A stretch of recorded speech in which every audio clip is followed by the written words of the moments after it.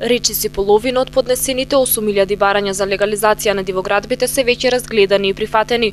Рокот за аплицирање заврши во септември 2011 година, а комисиите имаат законски определен рок од 6 години да извршат увид во поднесените барања и да донесат одлука за можната легализација на објектот. Одговорниот на секторот за урбанизам во општина Тетово Неџати Зулбеари напоменува дека рокот за докомплетирање на документите на проблематичните подносители на барања завршува во јуни 2014 година.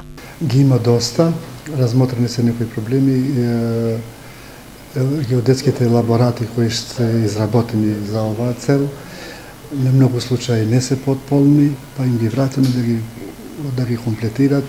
Нарочито проблем има кај имотно-правните односи, кај што не е приватизирано земјиштето. Законски тоа 6 години што е уште на снага, меѓутоа комплетирање на цела документација треба да е до јуни 2014 година. До крајниот рок за целосното спроведување на проектот за легализација на дивоградбите во општина Тетово остануваат нешто повеќе од половина барања кои треба да бидат разгледани.